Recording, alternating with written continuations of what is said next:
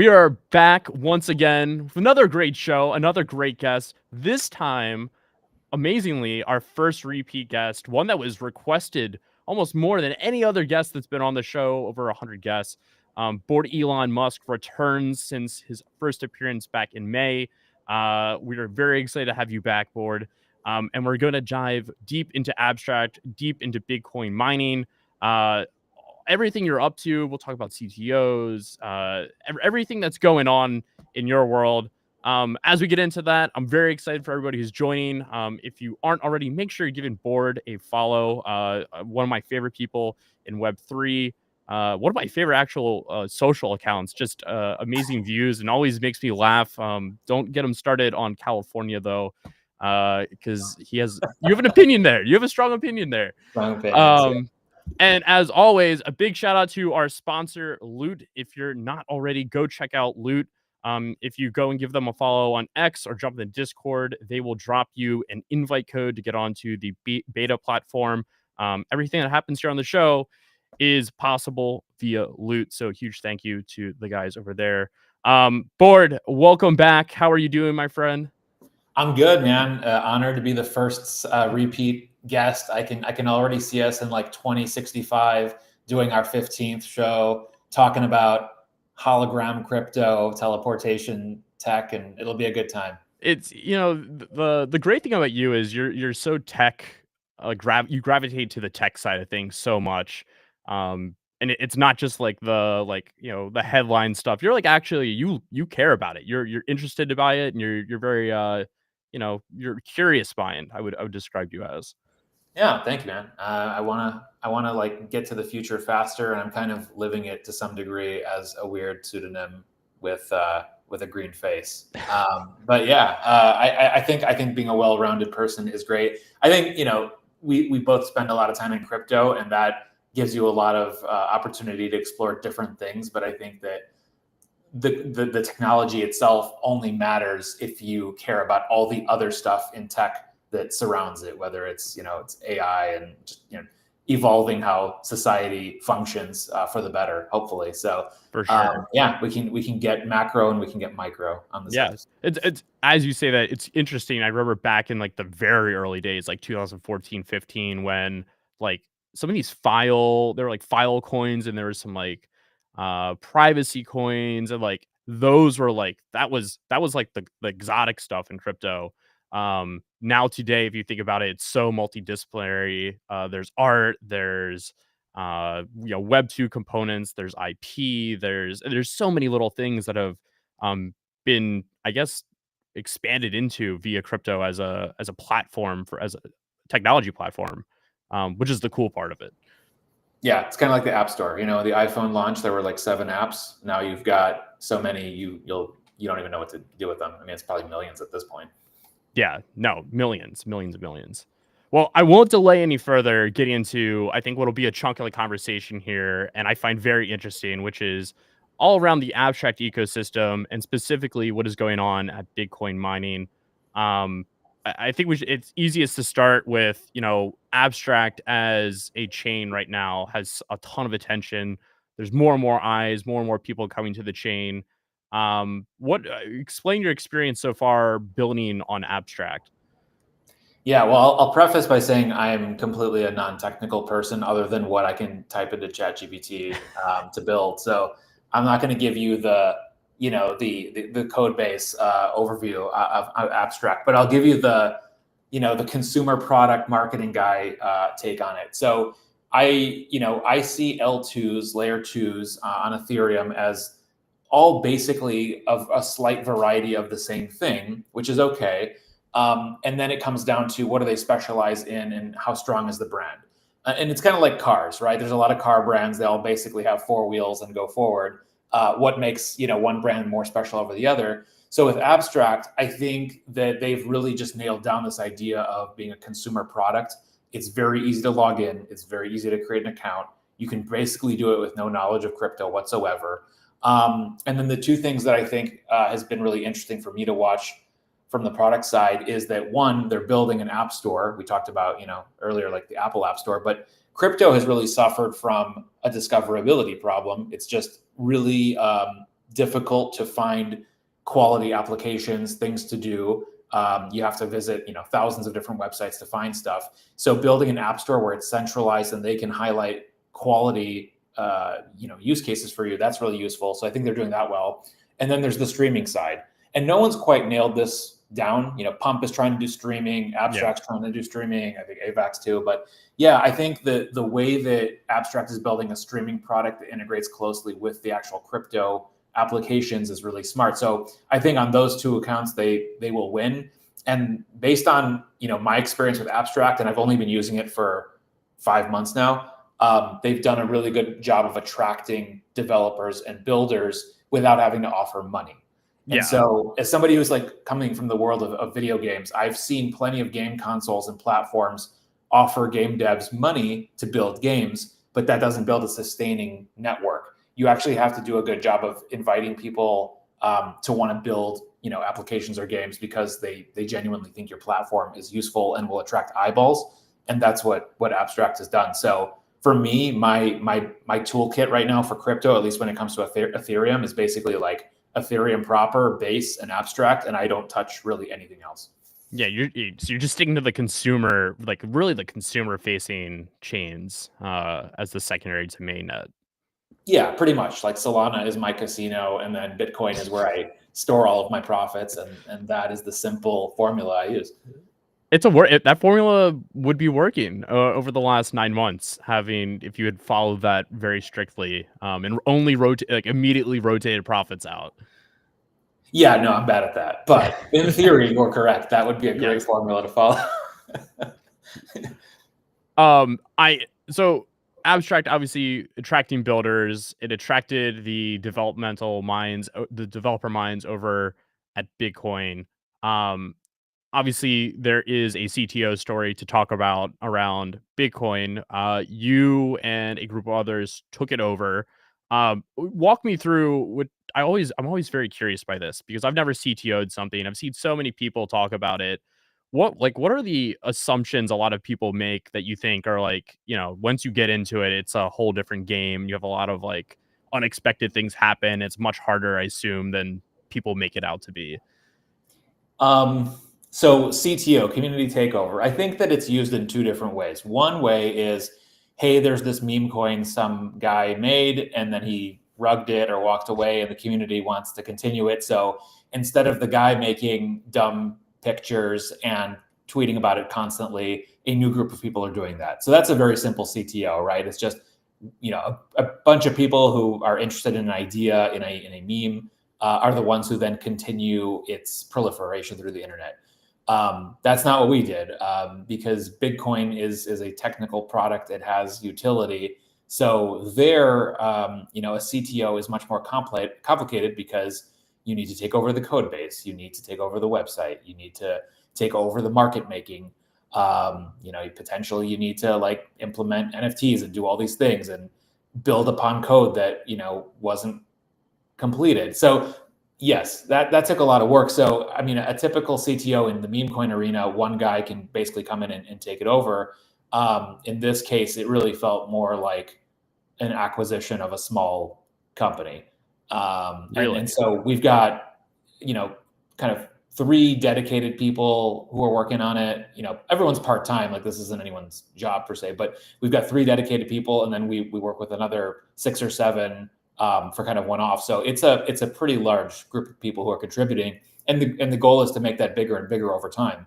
And I think, putting aside getting into the mechanics of how Bitcoin works, and we can talk about that. But I think what's really cool about this CTO is that Bitcoin, right, proper, Satoshi Nakamoto, had the same story, right? He built something really cool. He had an idea. He got it to a place where people understood the concept and why it was important. And then fast forward to today, there are contributors all over the world who sustain the Bitcoin economy. And it's poetic that Bitcoin, ended up following a similar trajectory where the founder kind of fades into the distance and disappears. And other people can take it over and expand upon it. It is somewhat poetic to see that happen again in such a great parallel way. And since that, I think handing off of the torch and you guys kind of leading the way, it's been quite an exciting journey so far. Um, we can get into like how everything works, but I do like really want to highlight one of the cool things is you guys through all this craziness turned everything into NFTs. And some of the numbers I saw coming out of the volume side where I was like, oh shit, like board's cooking over here. Like you guys, like there is a absolutely rabid community. There are people that are in love with this game. And this, the gamification of what you guys have built out. It it is remarkable. Can you walk me through as we get into stuff, just like where you are today, like the latest thing with NFTs? Sure. Yeah. So, I mean, I think for anyone who is not really familiar with the project, it might be worth doing a really quick run through of what it is. So, Bitcoin is, I would call it an idle game, passive game, where much like Farmville, SimCity, Roller Coaster Tycoon, you are acquiring assets, building up something that spits out energy, and then the energy that it spits out, you can put it back into the game, build more, and the cycle continues. So anyone who's played games like Age of Empires and StarCraft and anything like that will understand the general concept. But it's a very simple version of that, and to some degree, it's kind of like gamified DeFi. If you think about DeFi or decentralized finance, a lot of it is just staring at numbers on a screen. Yeah. I put in this crypto token, I lock it up for a certain amount of time, it spits out more token and repeat. The idea of Bitcoin is basically to virtualize mining cryptocurrency, but without the physical infrastructure. So for those that don't know, things like Bitcoin and Ethereum came into existence because actual computers using actual electricity were spent to mine tokens. It's not like today where you can just go on Pump and come up with a stupid name and a picture, and all of a sudden a billion tokens are issued. Bitcoin basically is an attempt to completely virtualize the idea of slow emissions to many people without sort of the physical infrastructure. And so it's not a perfect analogy because you cannot completely replicate proof of work mining without the physical work, but this gets as close as possible to it. So to get to your question about NFTs and why they're important, the beginning of the game, how it was built, was that you spend money to have a mining room, and then in the game itself, you can spend big to upgrade your room, get more energy, buy miners, and that spits out Bitcoin.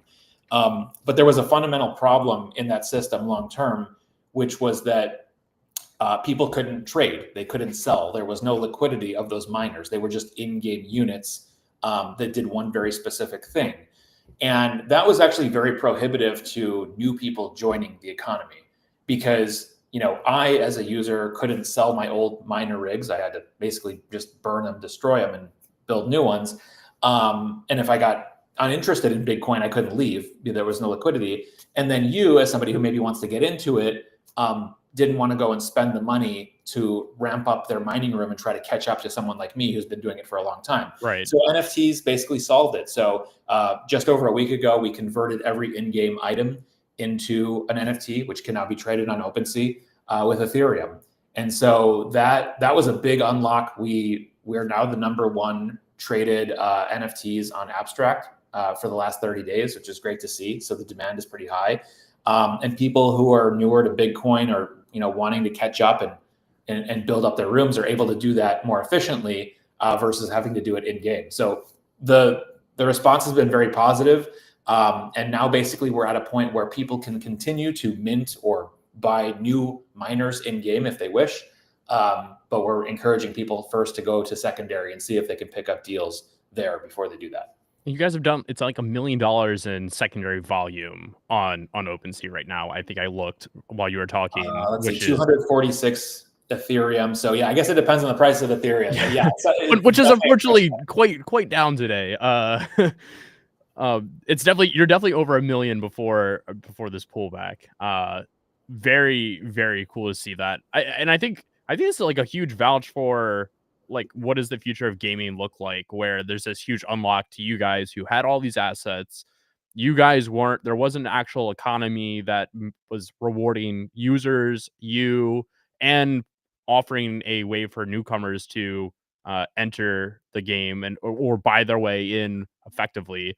And you guys have kind of proven that point out that NFTs do have a place in gaming. Yeah, I mean, I think that anyone who's watched the gaming space, the Web3 gaming space for long enough, knows that there has been a fundamental problem with people releasing NFTs and tokens before actual game exists. Right? First, you need to have the economy built out. There needs to be a use case, and then release NFTs, not the other way around. So in our case, thankfully, there was already a pretty rabid group of people participating in this economy, and then adding NFTs to the equation was easy, right? Because there was already demand for it. Yeah. And again, the community, I cannot understate. Like, to everybody who's tuned in right now, thank you for being here. I mean, wow, a lot of people tuned in. What so on the like the staking side, because I've seen many people come on and talk about like the actual gamification of this. Um, and is it fair to call this like a new? It is like it is a newer form of gaming. Because you did speak to like how it kind of takes from a lot of these other energy resource type games. But it does feel unique to that. Like it does feel significantly unique to those other things that you've referenced. Yeah, I mean, it's definitely existed in games like Farmville to some degree. For anyone who remembers like Tamagotchi, or like those games where you basically go and manage something for 5 minutes a day, and then you come back the next day and check on it. So nothing was invented. I do think the idea of virtual mining, like the theme of it, is pretty new, and that's what attracted me to it. There was a project in 2021 called Proof of Work NFT, where you could actually use your browser to mine NFTs, and it's since died and nobody cares about it anymore. But that was the first time I had ever seen kind of this super accessible mining concept applied to gaming and used in Web3. And since then, no one's really done that. And so when I saw Bitcoin, for me, it instantly clicked and resonated, because I loved that past project, and this was a much more elaborate and sort of visually interesting version of it. Yeah, the graphics for Bitcoin are phenomenal. Whoever did the art for it is 10 out of 10. I love it. It's engaging. It's vibrant. Um, it's something that I feel like when you're in using the game, and when you before you close your browser, you're like, oh, I'm having like, this is stimulating, because it is. Well, you shouldn't close your browser. You got to keep the tab open. Right. Well, okay. That's what. Yeah. Come on, man. 101. No. 101 here. Oh, okay. You, So for someone who's never, like, if you're listening right now and you're like, this board guy has me convinced, I need to go and check it out. Like, where should people start? Should obviously go to OpenSea, see if there's a deal on a miner, but like walk me through from like day one, I'm in, to like that process of like building up your mining rigs. Yeah, I mean, first of all, people need to be familiar with Abstract and make sure that they've got a wallet. So I think it's abs.xyz, or just find the Abstract portal. Yep. And you can use Gmail or Twitter to create an account. If you want to go the extra step, then you can load money into it. So bridging Ethereum to Abstract isn't much different than bridging to any L2. You can also, like, if you're familiar with things like MetaMask, you can use Abstract there as well. So that's step one. And then step two is, I would go to bigcoin.tech. That's our site.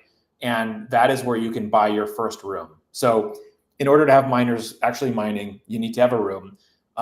It's 0.0075 Ethereum to create your first room. It's not free. We live in a world where a lot of games now on mobile devices, especially, are free to play, and then you pay. In this particular type of game, especially with crypto games, you cannot have that exist, because people will Sybil, and people will just create bot farms and open up thousands of rooms. Right. It will break the game. So having that very small Ethereum requirement stops that from happening. So you create your first room. After you've done that, you can start putting miners in the room. And so there's different levels of rooms, and each room has a different amount of energy. And again, this will sound pretty familiar to people who have played these types of games. Like, you level up in a game, you have more energy, and then you can use that energy to do different things. But as you scale up your rooms, your energy level will go up, and then you can buy miners with more powerful hash rates. So that's where you go to OpenSea then, I would say. Like once you start to really figure out how this works, you can go to OpenSea and pick up miners that are as powerful as they can be within the limits of your energy for your room. So all miners now can be bought on secondary for Ethereum or whatever, currency OpenSea lets you pay in. In terms of the room upgrades, you do need to use Bitcoin to upgrade rooms. So that is creating, demand on Bitcoin, and that is part of the game that's really important to understand. So as you're mining Bitcoin, claiming it, you can use that to upgrade your rooms over time. Or, if you want to go faster, you can go and buy Bitcoin off of the market as well. The only thing that you have to know is there is a 24-hour cooldown between room upgrades. So you can't just like go and drop a bunch of cash. You have to actually wait an entire day before upgrading from room to room. Interesting. Yeah, you guys have really thought out like the civil side of this, and I guess the like making sure that people can't come in and take advantage of any any loopholes there. It's well thought out.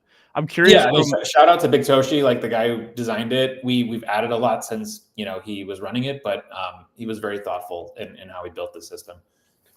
The future of like what you guys have built out here so far is very interesting to like kind of think about how much of this is on chain. Is everything on chain, or like you guys have partitioned some of that? Yeah. Now the miners are on chain, which is good. Obviously the token itself. Every game, pretty much every game that exists has centralization and control, right? If tomorrow the CTO team decides to shut down Bitcoin.tech, the website, there's no game, right? Like who cares if you have these miner pictures as NFTs, they make no difference. So it's always a balance. I think over time it can be decentralized. You can back up the game and have it run, perpetually. I think with any project that uses the idea of progressive decentralization, at first there's a lot of human touch, and over time you scale that down, and we're in the early stages of things. So yeah, I mean, I think that the NFT system now is pretty much out of our control. People can go and mint new ones, and they can buy and sell them off of secondary, and we'll see where that goes. But there's a lot of switches that need to be flipped. And I think that much like a real economy, the US has their Federal Reserve, like Yep. you sometimes need someone who's flipping those switches and just kind of carefully getting things to operate smoothly so that A, there are no bad actors who can manipulate the system, and B, there's just not as much volatility. But we've been very, very open and like listening to everybody, taking a lot of great feedback.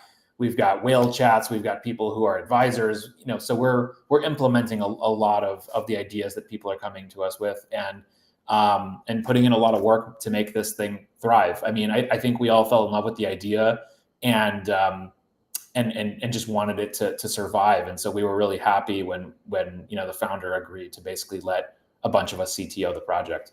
It's fantastic. I think we've seen a lot of games fail over the last few years where things were so out of their control. Once a bad actor got in, it was like, hey, like this is just cooked. Like you've put all this time, you've spent a year of your life building this, and you had one little miscalculation or like one little overlook, and now the game's it just cooked. You can't fix the economy because there is no way to rebalance it. And the only real way to rebalance it is then to add like you can't retract things. You have to add things on or drop a new collection or do a second token. I also have never seen that work. And so I think it makes me feel better knowing that there is some checks and balances in fact where you're still taking advantage of the blockchain, but also the team can keep things in check. Yeah, I'll tell you the single biggest mistake that most of these Web3 games have made is that they use their own currency in places they shouldn't. So there's a reason that video games use dollars or whatever fiat currency locally. It's because there's no fluctuations in price, right? This gun, this skin, this whatever costs $10, and it costs $10 tomorrow and the day after that. And a lot of these game projects wanting their token to be demanded have priced things in their token, but that's a problem when the token costs $100 a coin versus $1 a coin within 1 week. Big problem. And so that just completely destroys the game. And, to some degree, Bitcoin had a very similar problem, but the NFT miners helped, resolve that quite a bit. Because yes, Ethereum fluctuates, but it's not like Ethereum is 8,000 yesterday and it's 4,000 today. Like it's somewhat steady and you can price it. But yeah, that's a fundamental issue, and most games have failed. So we're kind of studying, what a lot of people have done in the past and trying not to repeat those same mistakes. And also just scaling, slowly. Like there have been some nice price increases for Bitcoin recently, but I think it's healthy for us to just go steady and to the right and not try to be a meme coin that has these like really wild fluctuations that brings in the wrong kind of players and participants, honestly. Yeah, walk me through that. Like, what has worked the best for your like marketing and community building as a company? I'm very curious because again, I have to shout out the community. They show up and they care and they love it. I read through the tweets on Twitter, and they're not threads about farming. They're not threads about oh, like I'm only, I can't wait to dump all this and like be on to the next thing. It's like people are like, I'm having so much fun. I'm enjoying this. I love it. Like what's the secret sauce in your head behind that? Yeah, I mean, it's not a Kaido campaign, I will say. We're not spending money on influencers. I mean, shout out to Abstract. They have a very passionate group of users. So I think, people who love playing games like, monetized games or, games with money, Abstract has captured that group of people very well. And then with Bitcoin, I think that it fits the CT profile very well. And I'll use myself as an example. There's a lot of Web3 games or just games in general that I either don't have time or don't have patience to get super involved in. So passive games for people who are already playing the larger game here, which is crypto, right? Crypto is a big role-playing game. Whether it's, what you're doing on Twitter, trading coins, it's already a game. So that's game number one. Bitcoin is a nice secondary game that you can play in the background that doesn't take a lot of time, that lets you feel like you're playing and not suck up too much of your attention. So that resonated for me. I think it does for a lot of other people. And we're just, I think, to be honest, like one of the big critiques of Bitcoin earlier was that there wasn't a lot of communication. There wasn't a lot of interactivity with, the founder. And, he was a crack dev and he did a really good job, but it just wasn't his skill set. And he didn't have bandwidth, honestly, to do it. So I think now people are just so excited to have more communication and more sharing and more progress. And that's been really exciting for people. So everyone's just sharing their rooms. They're getting pumped and they're doing our marketing work for us. Like we don't have to do much. We just have to, keep shipping solid product and the story it's telling itself. And yeah, I mean, over time, hopefully we can get into stuff like, maybe campaigns and rewarding people. But for now, like, honestly, it's a great little self-perpetuating idea right now that is spreading. And what I really want to happen is for this to break outside of Abstract. Like I think we've done a really good job of killing it on Abstract, but want people on, Ethereum and Solana and other L2s to be like, oh, what's this Bitcoin thing all about? Like we should get involved in that. What do you think unlocks that transition to getting these other communities and these other groups of people interested? That's a good question. I think that getting people to overcome sort of this perception that Abstract is complicated, like that is a false perception that needs to be overcome. And I think everyone who tries it quickly realizes like there was no reason to think it. To some degree, I had that feeling too. Bitcoin is the reason I did Abstract. Yeah, I was like, why do I need this other L2? There's others that exist. It doesn't make any sense. Once I finally tried Abstract, I fell in love with it. And I think this project for being the thing that brought me over here, that's part of it. I think with Bitcoin, honestly, if we wanted to win over a lot more people, making it a bit more mobile friendly would be really important, especially to get the Solana guys over there. Like you can imagine opening up your phone and just, I mean, you can use the site on your phone, but I think that if we're able to improve that experience, or Abstract is able to improve its mobile experience, that's going to win over a lot of people as well. And then besides that, I think just, love it or hate it, price action. If Bitcoin continues on its trajectory, that will attract, more people who are into trading, and hopefully they'll stay for the, they'll come for the volume and they'll stay for the fun. I mean, yeah, I think we're at a point where like the sentiment against what crypto is that it's near all-time high. I think there's an argument. Some people would say it's not, but like, yeah, there's been a lot of validating things that have happened over the last 12 months, price action included in that, where like now if I tell people I'm like working in crypto, it's not like Jesus, like this guy sucks, like, and this guy's a scammer. I think now it's like, oh, like that's interesting. Tell me more. Like, oh, why? Like there's a curiosity. Um and I think if you couple that with the right consumer place that's very consumer friendly, where all you need is an email to log in. That's literally how easy Abstract is. Also, if you've never used Abstract, um, like it is just dead simple, and more people are going to flow in, and I can see that flywheel kind of taking off over time as more and more people get curious and they're like, hey, like I'm interested to learn. And where do I want to go do something that's fun and maybe doesn't require me to put in 12 hours a day staring at a chart. There are things like Bitcoin that I think are perfect for those types of people. Yeah, I mean, I think everyone gets to a point where they burn out on the trenches, and they're just wanting something where they can log in, look at the screen, and say, "Oh, number went up. Great. I'll come back tomorrow and do the same thing." I think there's a lot of burnout from just like the launcher mania, right? There's just a new launcher every single day, it seems like, on Solana. And that is rife with a lot of problems. People snipe and use bots, and there's a lot of insider cabal nonsense. And I think what we can do really well to attract other people is when we move forward with something called merge mining, and we can get into that. We'll be able to tell a story of, here is a way for tokens to be distributed to a wide group of people very fairly. And with a focus on quality versus quantity. And everyone who feels fatigue from, again, the trenches, I think will be attracted to that idea, and we can win over more people and more projects, honestly, that want a better approach. It's very interesting. We'll get into the merge mining, but first I want to maybe pry into this idea of like fair launch and fair distribution. Pump and a lot of these other launchers have, I think, to an extent, falsified this idea of like fair launches, where it's like, hey, anybody can launch, anybody can buy, first come, first serve. It's been gamified to such an extent now where, again, you are being most of these coins, you're being dumped on. You're the exit liquidity, whether you know it or not. What do you think the future of like sustainable trading, sustainable launching looks like in your eyes? Is it, more synonymous to what you're doing at Bitcoin, which is this slow release, incentive driven, token accumulation mechanic?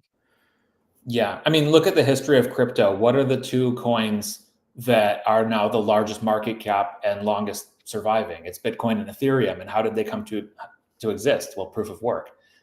There's a reason for that. And so it is a fairer way to distribute a token when it is done over time and slowly. And you can try a lot of methods. You can create a lot of variations of launchers, and people are trying to make it fair. But you cannot stop the problem of person A wants to launch a token, and person A tells person B, C, D, and E they're going to do it, and when they should buy, and how much money to put in. And so it creates a very kind of just insider cabal problem. And I haven't seen anybody solve it, honestly. There are ways to solve it, make it a little bit better, but 99.99% of tokens that launch on things like Pump fail and die very quickly. And so the alternative, I think, and what I would be interested in, is how can you get it out to as many people as possible, where there is no sniping, where there is no person looming in the shadows waiting to sell 10, 20, 30% of the entire supply because they were able to accumulate it at the right time. That's how crypto is supposed to work. That is the origin of crypto. All these launchers have built is kind of a bastardized version of that, which is, yeah, it's a token that exists on blockchain, but these tokens don't come to exist in a way that they're supposed to using blockchain technology. So again, like, Bitcoin tries to get as close as possible to the roots of crypto. It's never going to copy Bitcoin. It's never going to copy how Ethereum came into existence. You have to have real energy usage and work to do like a perfect system. But on the spectrum of like pump fun and Bitcoin definitely veers towards the pure old, version of cryptocurrency. Right. So I think that's definitely appealing to a lot of people who have been in the space for a long time. Yeah, it's shocking that nobody has launched something that's more aligned with, the OG release mechanics. Maybe that's just because it's nobody, like, certain people don't want that and it's not profitable for them. Patience, man. No patience. No, dude, we live in such this economy, like this vertical, this niche, this industry we work in is such a small attention span vertical. People, they want profit, they want it now. Like, there's no, I mean, the average hold time, I think, for some of these tokens is less than 30 seconds. And that is insane. Like, that's actually insane. Like, think about that. Less than 30 seconds. The traditional finance world, I bet you the average hold time is like over 12 months for a lot of these, stocks people are buying. I mean, long-term capital gains. You got to hold your stocks for 12 months. Yeah, so. Exactly.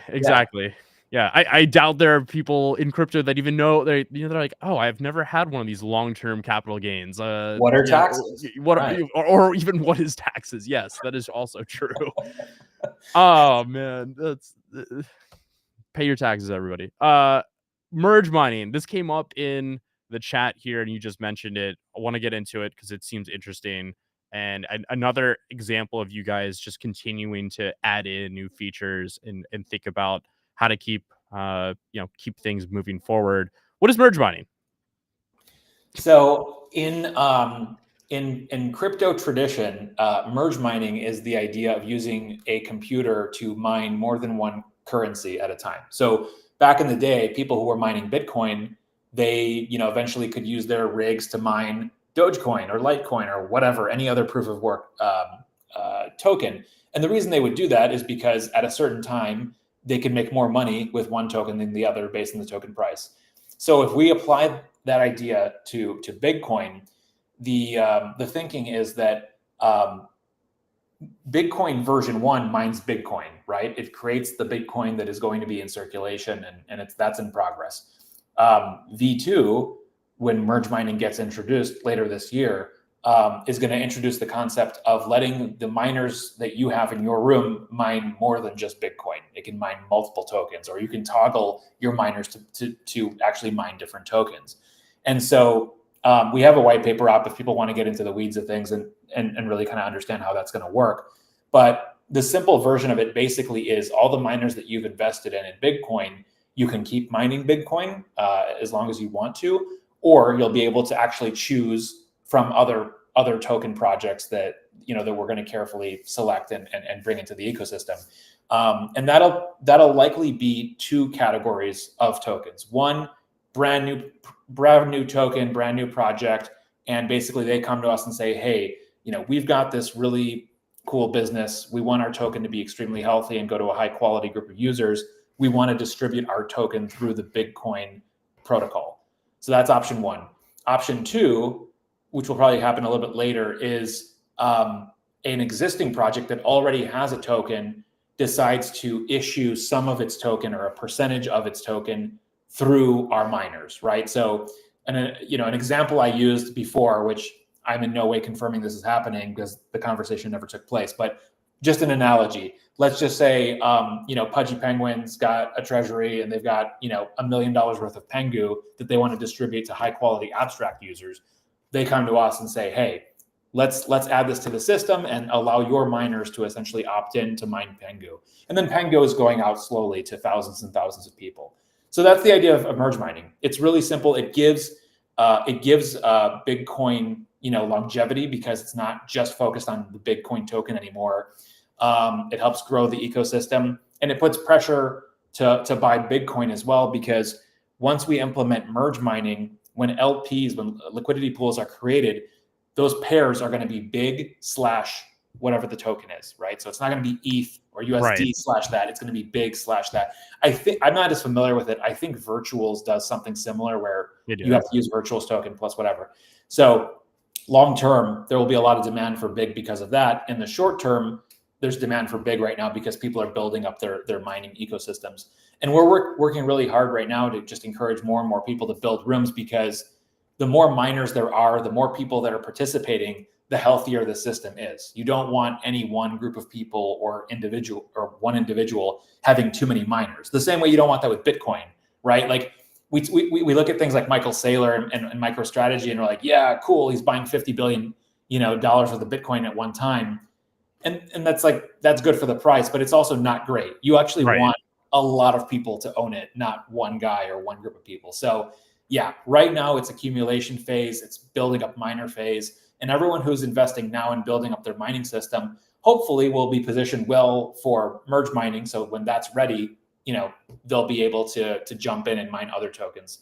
And I would say for us, like besides the technical rollout of it, which is complicated and expensive, what's going to be really important is that we bring in, token partners that are of quality. We don't want to be launching like meme tokens that die in 30 seconds, like you said, through the merge mining system. It needs to be real projects that have a plan, that are going to have longevity.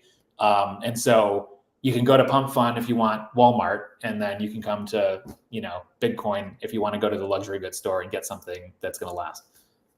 I'm curious on like that value exchange though. Like I get the token who's coming in and they're trying to, to get the token in people's hands that are, maybe higher value and like aren't going to dump, and they just want to, spread the token across the ecosystem. But like, let's say Hunter here has a token and I'm like, hey, I want to distribute this token, but I don't want to just give this token away for free. Like, have you guys thought through what, like, if you have those projects that are like interested for that mechanic, what that value exchange looks like through Bitcoin? Or no, like you're like, not, that's a down the road thing, haven't gotten there or not thinking about that yet? I mean, when you say value exchange in this scenario, would Hunter be paying us? Is that the question? Like whether we pay you or you pay Well, no, us? I don't think it's a like you like I have tokens, they have some market value. I want to distribute them. Mhm. Am I like, hey, like if people are mining and they're doing X action, like they get like that there's a release of these tokens through them. I don't know. It's just interesting to think how that distribution mechanic is handled from an external partner who has like, they're giving away supply. Yeah, I mean, I think it solves a lot of problems, because when you have, you look at these projects and they release their tokenomics, those always get scrutinized, right? Like, oh, why are you giving 10% to investors? Why are you giving 20% to pudgy penguins? Why are you giving 5% to whatever Kaido nonsense, right? So by doing something like this, by going through Bitcoin, first of all, you absolve yourself of that, because it's like, hey, it's just going out evenly to whoever has the hash rate. There's no questions there. And then secondly, it does protect your project to some degree from the snipers and the people who can doom your project, right? I've seen so many times, I'm sure you have as well, people have a great idea. They decide, okay, I'm going to go launch my token on Pump or Bonk or Moonshot or whatever. And because they didn't set it up the right way, or because they hyped it up too much and it got too much attention, somebody came in, bought up way too much supply, dumped it, everyone else got scared, and it just collapsed the entire project within a day. Right. That literally cannot happen with Bitcoin. So, that alone, I think, if you're building a serious project, again, like if you want to just make Hunter token and it's just a cool meme coin, you're not going to benefit from Bitcoin probably. But right. Well, I mean, what more my head goes to is whether you realize or not, have kind of laid the foundation for an incredible launch pad. And I don't know if you like, my head might be going like way, like over the mountains, like far away here, but I look at them like there's like you joke about like, why has nobody built the launch pad? Meanwhile, like you guys have kind of built the launch pad for fair distribution over a long period of time. And I was just curious there if you guys how you were like thinking about, I mean, and we haven't, this hasn't shipped yet, but the term that's been used in the white paper is Minepad, trying to differentiate a little bit. Because I think the launchpad, like a pure launchpad today is, anybody who wants to can launch a token within 5 seconds. And I don't think that this will ever be that, nor should it be. No. Whereas a mine pad is a more specific use case where you've got a smaller group of projects that can be, distributed at any one time going through the system. Could merge mining get to a point where there's like 10, 20, 100 tokens that could be mined at a time? Maybe. But I think the system loses value if you're just like letting anybody mine tokens all the time. I mean, I think you'd be like Cato and charge 150K. Yeah, I mean, I guess that's an option, but that I guess that's like a future thing to explore. But yeah, I mean, step one is prove the model works with mining Bitcoin. Then next phase, do it with a handful of tokens at a time, and then after that, see where it scales. And I think that there's going to be a lot of value for projects to come to us and want to work with us. And the benefits for the people in the ecosystem is that they've deployed all this capital to build up mining rigs, which is exactly what happens in the real world with physical proof of work mining, and they can pay off that investment over time, through mining multiple tokens. So the beauty of it is they don't have to have a room full of computers and hooking up to like diesel engines in the backyard. Right. That would be a little bit much. I don't know if I would do that. It's interesting too. You mentioned about like, how you have all these, wheel chats and you have groups forming. We talked about this the last time you were on. It was just as you were talking, it popped in. Big pool. There's even groups that are, I think it sounds like, pulling together to, buy up, rigs and token, etc. Is that an area that you guys have seen more influx into around these like groups forming? Yeah, so Big Pool was a group that I was a part of, and that basically early on was a group of people who pooled money together, bought up a bunch of mining rigs, and continues to just mine and reinvest and share rewards with the group. And that's kind of the group that led the CTO. And I think that's great. I mean, when you look at Bitcoin and other proof of work chains, there are mining pools that people participate in. And that's very healthy. And I haven't seen any new ones spring up since the CTO. And personally, even though this is competition for Big Pool, would love to see more of it.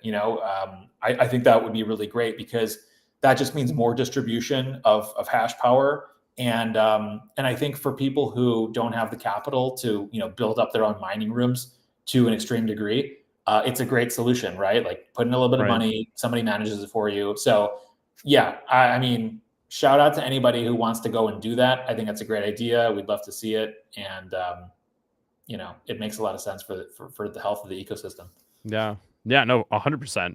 I'm curious also what, as you worked in Emerge mining, what else are you able to share as far as like the future of Bitcoin? I think short term, and people have probably picked up on this, a big part of the game that people have really liked is the cosmetics. So you have these miners that mine Bitcoin, and then people have rooms, and they much like games like Animal Crossing and Farmville, kind of want to decorate their space. And so we've had these cosmetics that people can buy, and they're NFTs as well. And we're going to start doing more and more of these cosmetics that are partnerships with brands people love.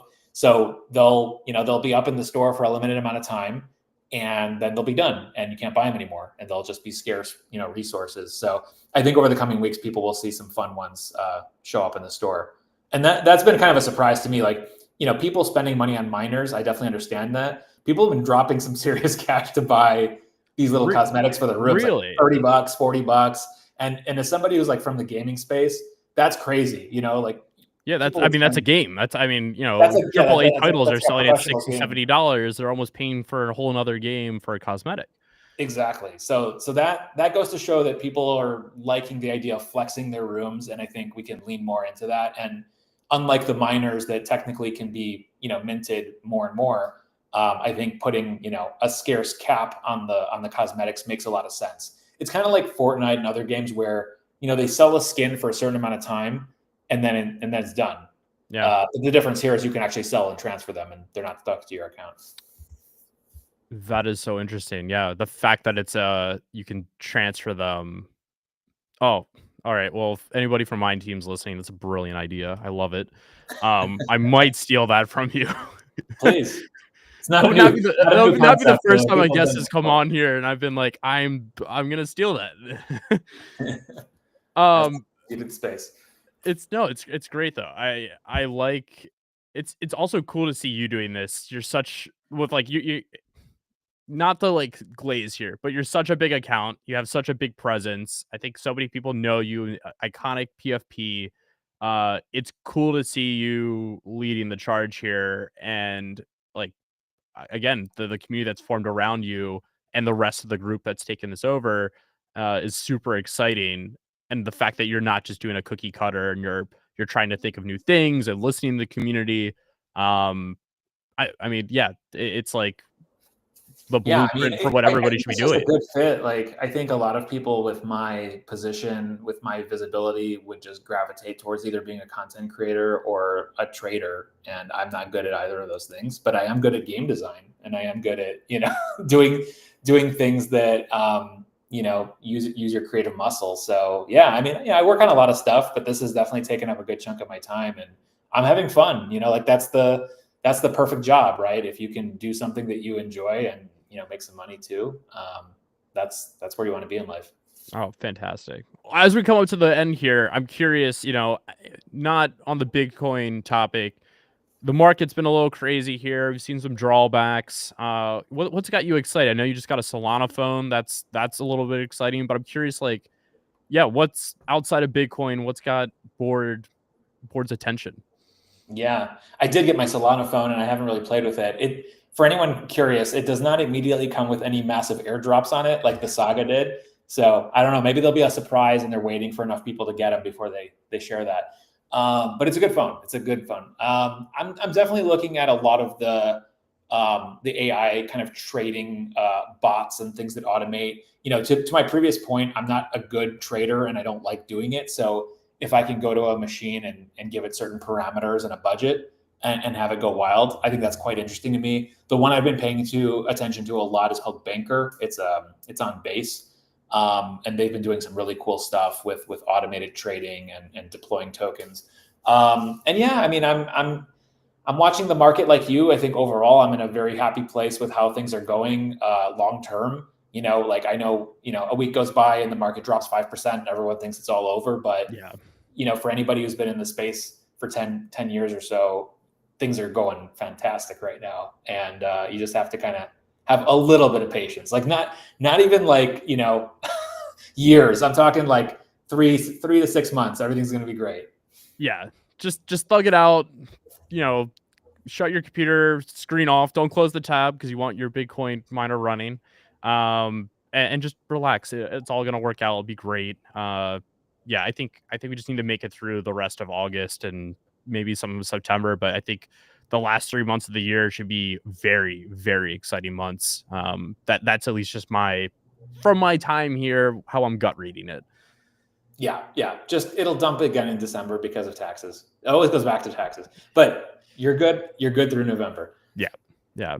Well, Board, I can't thank you enough for hopping on and chatting with us. Guys, if you're not already, and I'm sure most of you are already, but make sure you're following Board at Board Elon Musk. Make sure you're following Bitcoin at Bitcoin Mining. Abstract Chain as well. If you haven't, go make an account at abs.xyz. All you need is an email. Very simple to put that in. And obviously, a big shout out to our sponsor, loot.gg. If you haven't, can't encourage you enough to go check out their Twitter and give them a follow at LUTE. Love what they're doing over there. Involved, obviously, with them. Very excited. Board, again, thank you so much for hopping on, man. Any last bit that people should know? Any alpha? Anything exciting you want to just end the show with here? Thanks for having me on. And honestly, if anyone has questions, there's an unofficial Discord that somebody started. We lurk in there and answer questions, and just tweet the account. We're really good about trying to help people on board and clear up any confusion. So yeah, man, thanks for the time. Thanks for everyone for listening and giving Bitcoin a try. And yeah, can't wait to share more in the coming weeks. Fantastic. Man, I cannot thank you enough. Everybody, thanks for tuning in to another one. We'll catch you again. We're back on Thursday with ICO Beast. We'll see you then, and thanks for tuning in. Cheers.